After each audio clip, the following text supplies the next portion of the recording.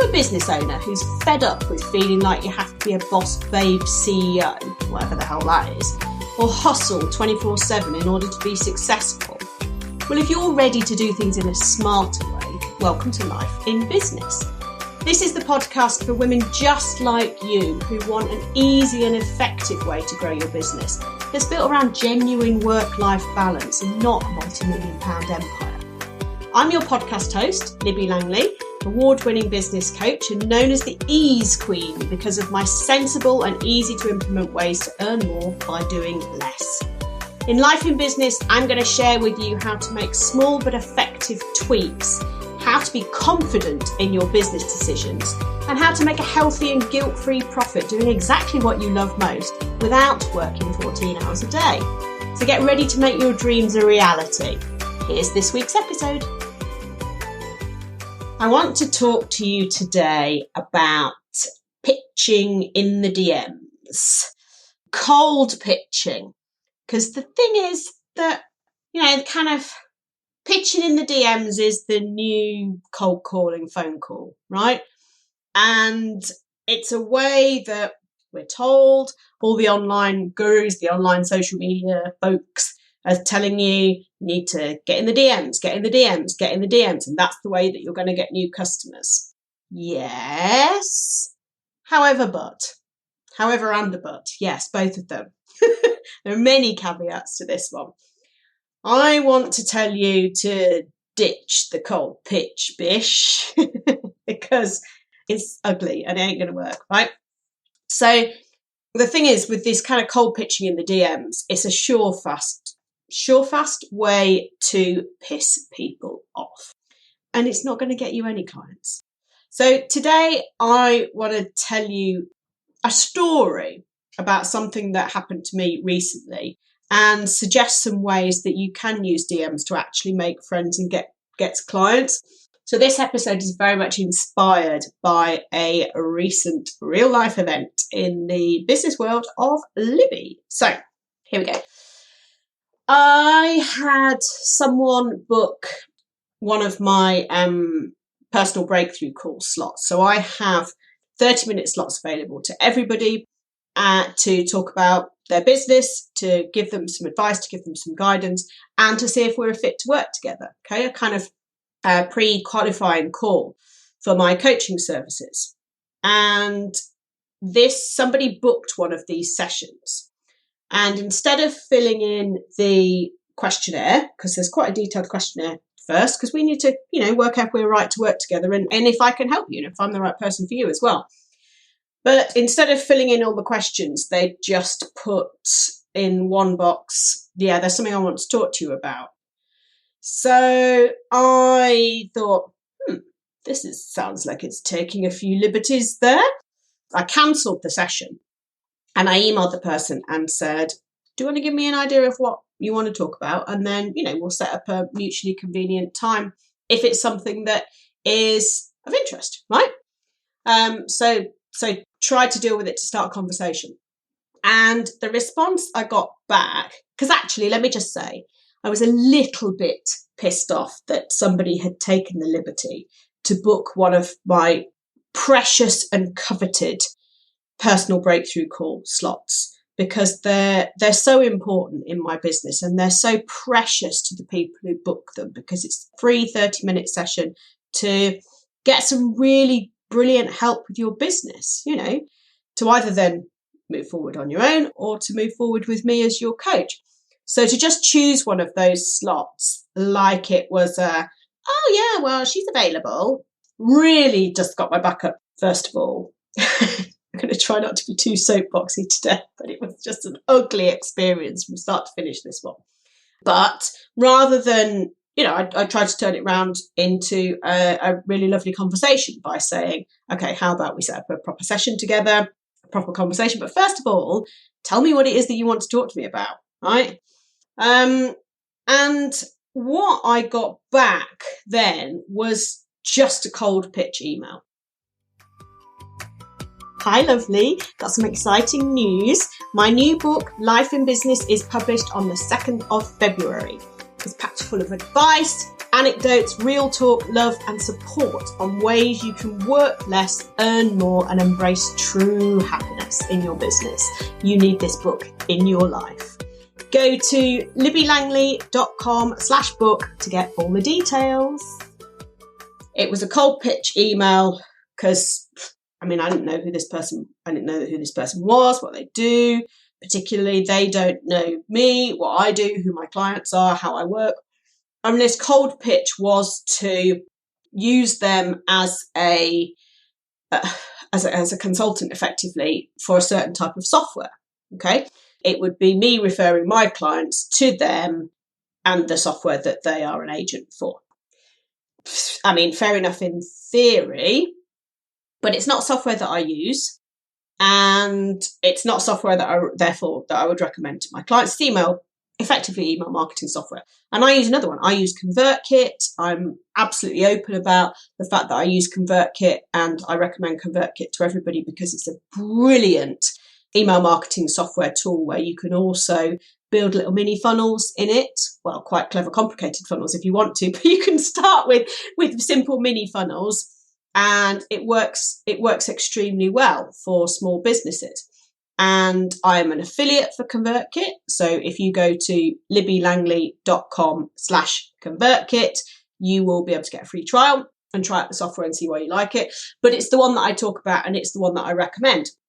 But it wasn't the one that this person was talking about. But they didn't know, they don't know what I use because we had no relationship whatsoever. So this email came, quite a long email, obviously copy and paste email, standard email, but this long email came back, to which I replied.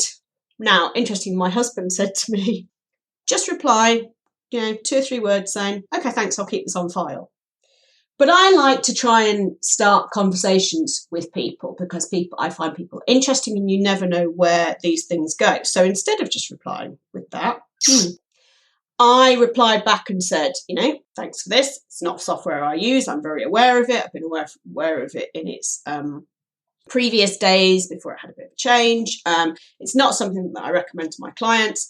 And email marketing is not the first thing on my clients' minds when they come to me necessarily, because the way that I work with my clients is we do a real kind of intensive look at how you feel about everything in your business. And then we look at ways that you can be more efficient. And a lot of that is to do with decluttering and cutting things out in your business and having boundaries, working to more of a structure. And then we get to the point of looking at, right, who are your clients? What are your offers and services? And how are you going to grow the business? And that's when kind of email marketing software come in. But that's sometimes quite a way, sometimes even like a couple of months down the line before we've done the groundwork. Okay. It's a very sort of emotional journey that I take people on. One of my clients said to me that it's not therapy, but it's very cathartic, which I think sums it up quite nicely.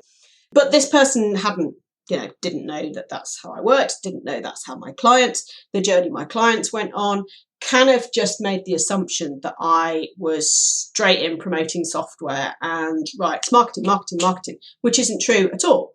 One piece of the puzzle, if you like. So I went back to explain this in not as many words as that, but went back to explain that, which prompted a response of basically, if you're not focusing on sales and marketing, your clients are never going to get anywhere, and this will help you be more effective in your job.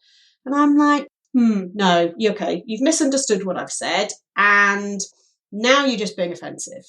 So I sort of responded with this, but said my offer was there to book another call for you to just start a conversation. And the response back was just so rude.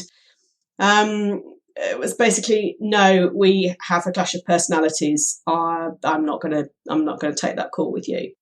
And it's like, well, you were the one who approached me. Why be rude to me now when you were the one who approached me and obviously wanted to get me on board with what you do? So it was a really strange and uncomfortable conversations. And I made a mistake, I think, in my response then, which was to say, yeah, fine, forget it. I don't like you either. I don't like the way you do business. But you've given me some fodder, some content, wonderful content for a podcast episode. To keep things light, to make a joke of it, and, wish you all the best and all that. Thought that was the end of it. But no, I got a response back saying, oh, well, you've given me content for 2 podcast episodes. And it was like, oh, whatever. Willy wave all you like. And yes, it was a guy.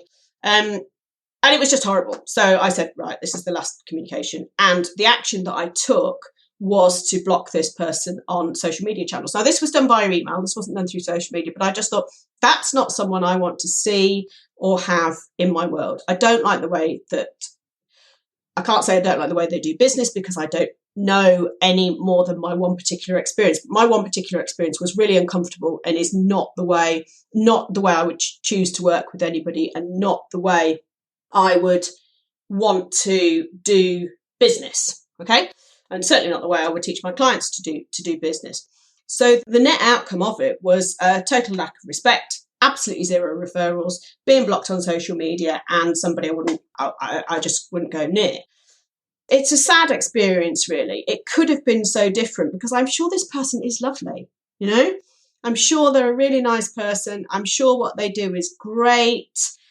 I'm sure there would be an interesting person to kind of have in my armoury of people that I can potentially refer my clients to, because I do a lot of referring to specialists in their field, because we can't all be specialists, so I'm always referring people to my wonderful podcast producer, Rosemary. Hi, Rosemary, at Too Busy to Podcast, because she's brilliant, right? I can't do it on my own. I mean, I could learn, but I can do it on my own. So I refer people on to other specialists all the time. And that would have been quite nice to have somebody in that, kind of in that realm to add. And it could have been so different, so simply. So rather than just diving straight in and booking one of my precious and coveted, not many available personal discovery calls to do a pitch, I would have approached it. I would have emailed, right? Or I would have DM'd and just said, hi, how you doing? But there's kind of maybe some synergy here. It'd be quite nice to just have a bit of a chat with you. You got 15 minutes sometime, and not make it a pitch, just make it a conversation. And then from that, the response would either be, oh yeah, all right, thanks for that link to the article you sent me, or something, an icebreaker that was sent, or yeah, I like cats as well, a conversation starter, right? To establish some kind of commonality there, a conversation. Then you can suggest the mutually convenient time to chat, and the outcome from that scenario, so starting a conversation to find out a little bit more about each other, and then going into kind of the business stuff, would be friendship, would be respect, and would be a possible future partnership. So same desired outcome, which would be this partnership working, but a way softer, friendlier, nicer, chattier, respectful way to deal with it. But it wasn't like that. But that's how it could have been so, so different. And it is, I do think it's a shame, because when you go in all guns blazing like that and sort of make people feel uncomfortable, then it just doesn't do anything positive at all. And things that you can learn from this, and the experience that I really want to share with you from this, so many positives to be taken from this experience, and so many lessons that it's worth sharing, is that we all like to feel valued. And for me, the fact that one of my personal discovery calls being booked for a pitch, it was just so disrespectful of me and my time and the value that I can offer to people. And the thing with having a semi-automated business as mine is that I don't have many of those slots available each week. And so they're reserved for a certain thing. I have other times in my week where I can book in calls with people. As you know, as we all do, there's lots of conversations that happen, and those ones aren't automated. But the automated ones, you go to libbylangley.com/call, you select your time, you select your date, you fill in the questions, boom, we've got our session booked in. Let's get excited about talking about your business. So those are, those are, I say, those are automated sessions. But anything outside of that is when we book in different times, different sessions. And that's respectful. And that's, to me, that's a respectful way, or a mutually respectable way to kind of run my business.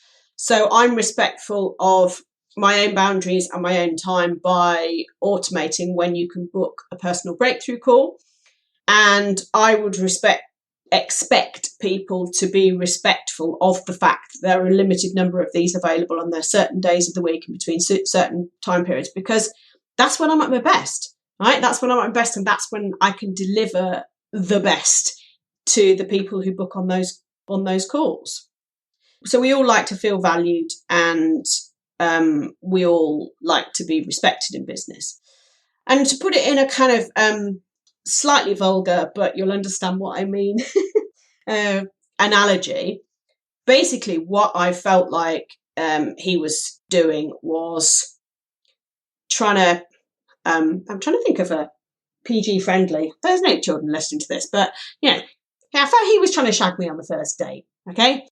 That's not PG friendly, but there you go. And it's horrible. It feels like a kind of violation. And I'm sure he would say, oh, you're overreacting. I was only trying to book a time with you. But that's the difference between the way men and women operate, and the way men and women think, and the way men and women do business. And that's a generalization, yes, but it is this. If you use this analogy of kind of, trying to shag someone on the first date, it's really ugly and it's really uncomfortable. And you wouldn't do that, okay, unless it was entirely mutually consensual. But to walk up to someone in a bar and try and take them home, no, of course not. Whereas if you walk up to someone, or you happen to be standing next to someone at the bar, you start a conversation, you maybe buy each other a drink, then you arrange to go for dinner, and then who knows what happens. It's a totally different approach. And it's less a kind of, like a smash and grab approach, and more a way to get longevity and success, right? And the thing to kind of remember about all of this, that conversations and people, your fellow business people, your potential clients, your ideal clients, your glorious audience that you have, they're not all going to buy from you all the time. They're just not. And that's okay. It's not always about making a sale. It's about making connections. It's about starting conversations. It's about getting to know people. It's about building your network. It's about understanding your worth and your value within your community, and understanding the value of the individuals within the community too. So not to just look at everybody as a potential, as a potential mark, as a potential sale, potential client, but to think, do you know what? These people are really interesting. I'm going to get to know them, and I know I can help quite a lot of them. But first of all, I need to find out more about them in order to make sure there's a fit, make sure we talk the same language, make sure we're on the same page. And that is so, so valuable. And it's actually the quicker and easier way to grow your business. Because this smash and grab approach, cold pitch stuff, everybody hates it, right? If you get a cold call on your phone, half the time you might hang up, or if you don't know the number, you won't answer it. That's the way we are now. So using that behavior within the DMs or within emails, it's just like you've got to go bang, bang, bang, bang, bang, bang, bang to eventually get someone who hooks in. So how about instead finding a few people that you think are kind of interesting, asking them some questions, getting to know them a little bit. And then when you start talking about business and you know that you're able to help them, then you can invite them to have a call with you. and nobody's backs up, nobody feels threatened, you know that it's just a mutually beneficial conversation that's going to take place. And that's wonderful. That's utterly wonderful way of doing business. And you'll have a lot more fun along the way. You won't feel like you're doing ugly selling. You'll just build up a beautiful network of the right people for you and your business. So that's a kind of ugly story with a really, really beautiful message of how to do things better. So respect and consideration and a genuine interest in other people is the easy way to grow your business. No one's offended if you're interested in them at all. No one's offended if you ask them some questions. No one's offended if you then invite them to take it a little further. And then, if you're interested in them, they might well turn out to be interested in you. And that's just a beautiful story. Beautiful way to do business. So, ditch the cold pitch, bish. So hard to say that, particularly when I'm full of cold. But if you can remember it like that, then that's really going to help you. So thank you very much for listening today. I've given you a couple of resources as well that I've mentioned through here. So the links to those will be the show notes. One is, if you are interested in talking to me, if we're connected and we know a little bit about each other, then go to libbylangley.com/call and book in one of the beautifully precious and incredibly useful personal discovery calls. And the other one was, if you are interested in email marketing software, then ConvertKit is the one that I recommend. So that's libbylangley.com/ConvertKit. And the links for both of those will be in the show notes, but they're both super useful resources that you can access for free. But thank you ever so much for listening to me today.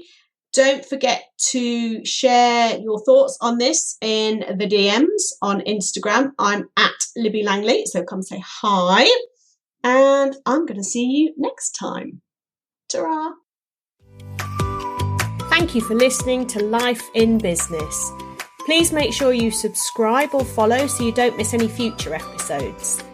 If you enjoyed today's show, please leave a review, as it helps others to find the podcast and spread the word that there is an easier way to do business. If you want to chat with me about today's episode or suggest a topic for the future, I'd love to hear from you. You can find me on Instagram at Libby Langley. See you next week.